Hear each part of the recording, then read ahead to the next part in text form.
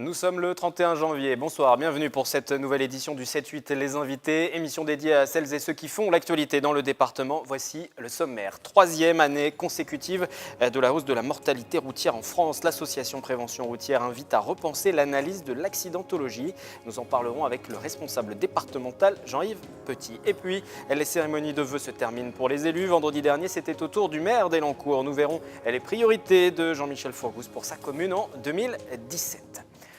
Nous allons donc commencer par évoquer la situation sur les routes. Bonsoir Jean-Yves Petit, vous êtes le directeur départemental de la prévention routière donc pour les Yvelines. C'est la troisième année consécutive de la hausse de la mortalité routière en France et votre association invite à repenser l'analyse de l'accidentologie. C'est-à-dire, on prend le problème par le mauvais bout de la lorgnette ? Non, c'est pas ça. Mais il est vrai que ce n'était pas arrivé depuis 1972, cette hausse assez dramatique de la mortalité durant 3 ans.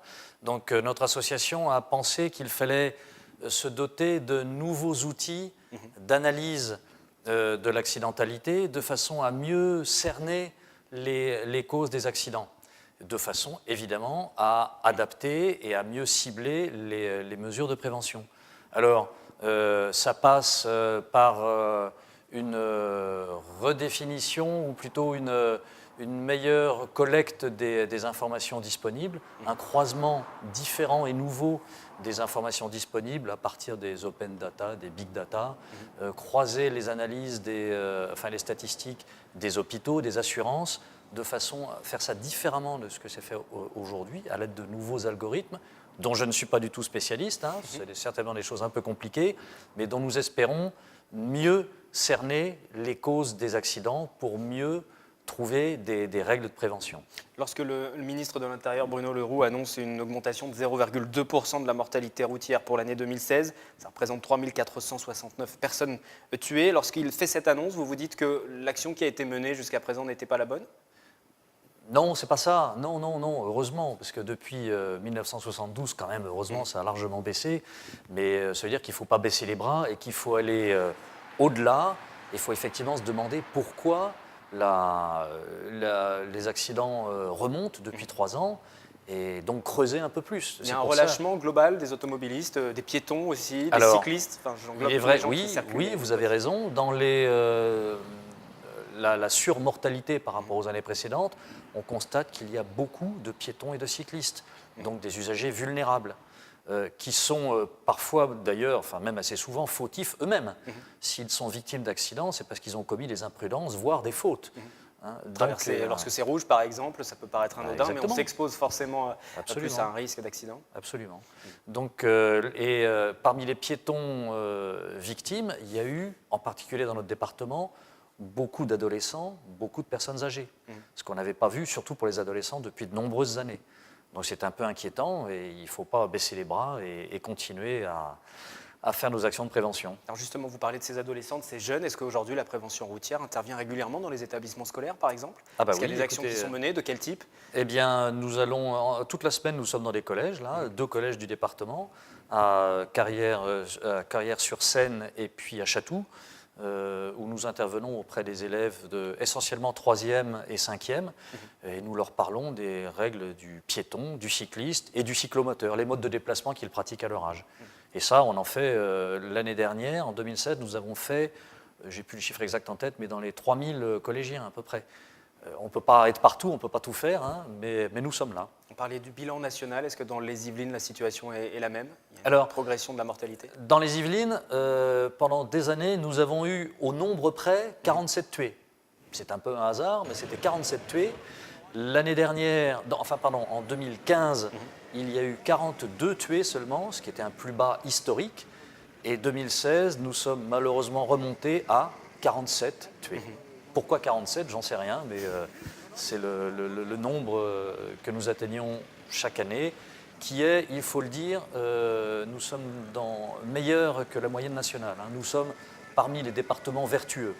2017, année électorale, sans doute, on commence à le savoir. Vous allez interpeller, j'imagine, les candidats sur leur point de programme et sur les actions qu'ils souhaitent mettre en place ? Oui, bien sûr. comme nous l'avions fait en 2012.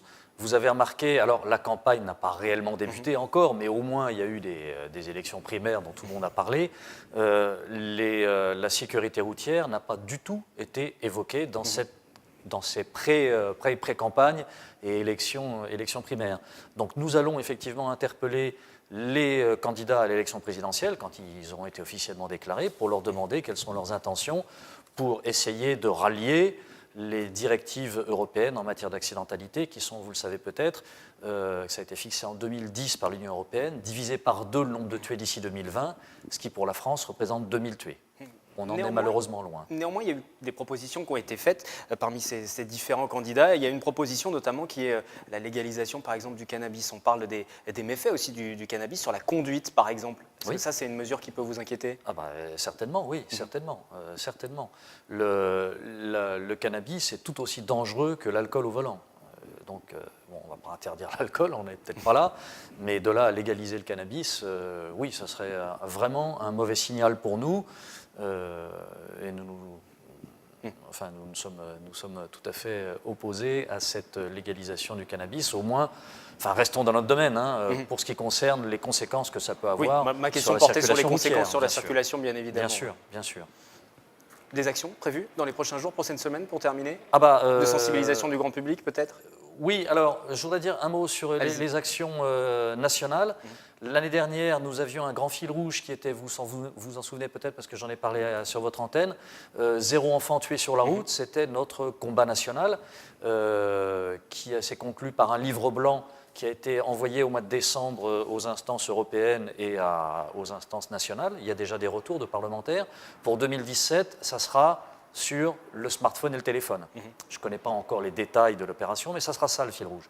Pour ce qui concerne les Yvelines, écoutez, cette semaine, comme je vous l'ai dit, nous sommes en plein dans les collèges.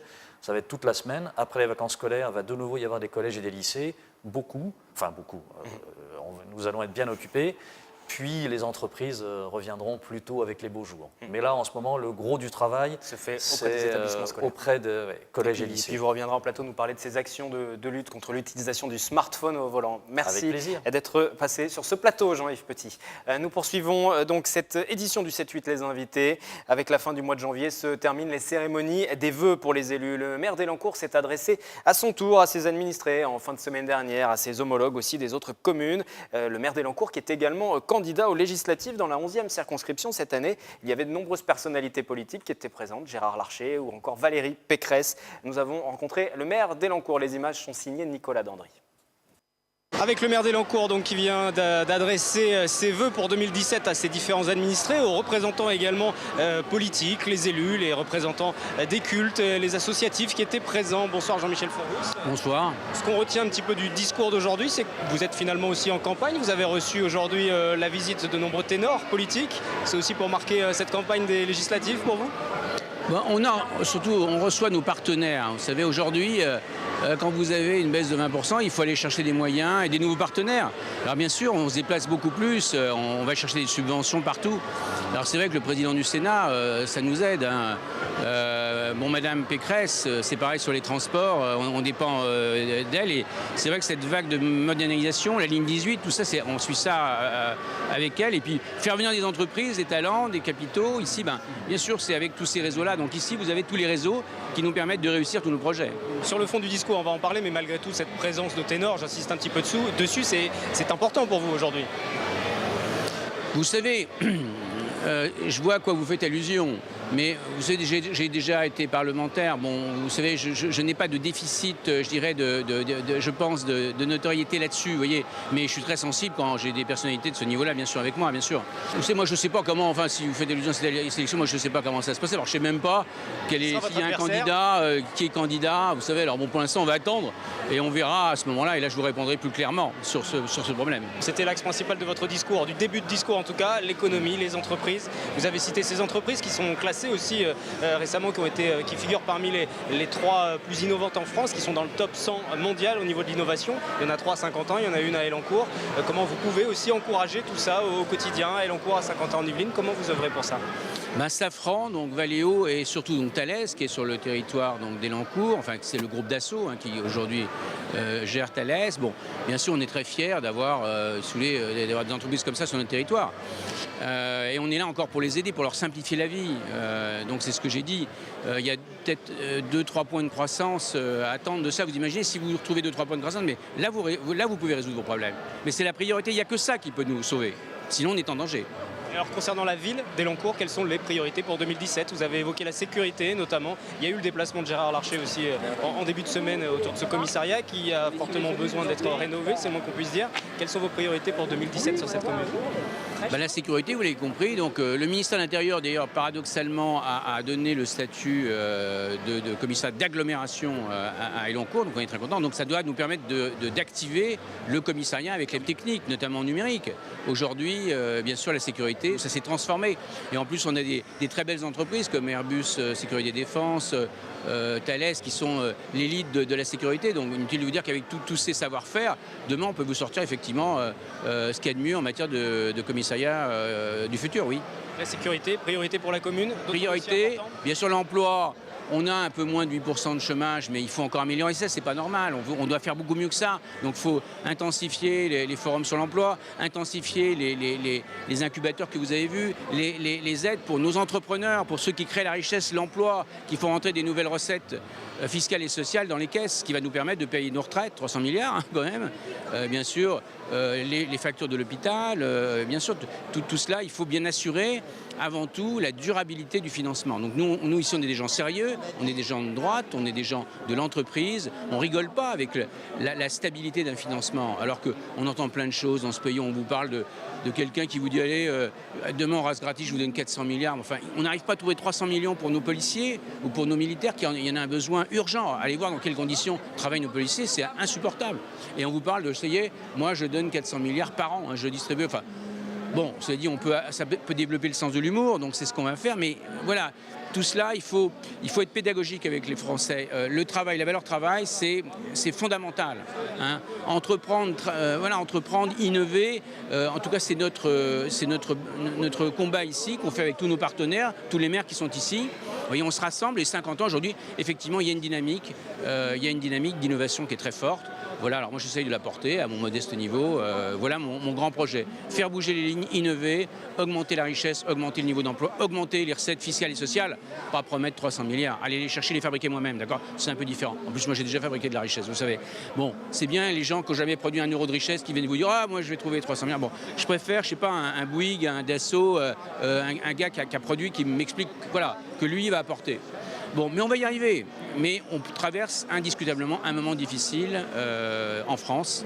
Vous avez vu la dette, 2200 milliards de dettes, 80 milliards de déficit budgétaire, qui est faux d'ailleurs, on nous dit 69, mais c'est faux. Donc c'est vrai que ça inquiète. Vous avez encore des marges de manœuvre, et ce sera ma dernière question, vous avez encore des marges de manœuvre malgré les baisses de dotation ces dernières années? Si vous simplifiez, ce que j'ai dit, si vous simplifiez la vie des entreprises, elles reprennent confiance, elles remettent du capital, elles réinvestissent et vous remettez la machine en marche. Et ce pays regorge de talent, on l'a dit tout à l'heure. Si vous laissez les gens qui savent, qui sont compétents, qui ont des valeurs morales, si vous voyez ce que je veux dire, hein, dans le travail, dans l'emploi, on a des valeurs morales. Enfin, qu'est-ce que c'est que ce système?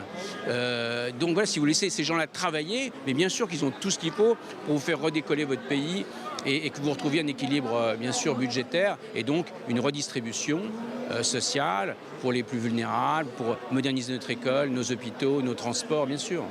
Merci et j'ai beaucoup. Confiance dans cela. Merci Jean-Michel Forbous et bonne année à vous. Merci. C'est la fin de cette édition du 7-8 Les Invités. Rendez-vous demain aux horaires habituels. Très belle soirée sur notre antenne.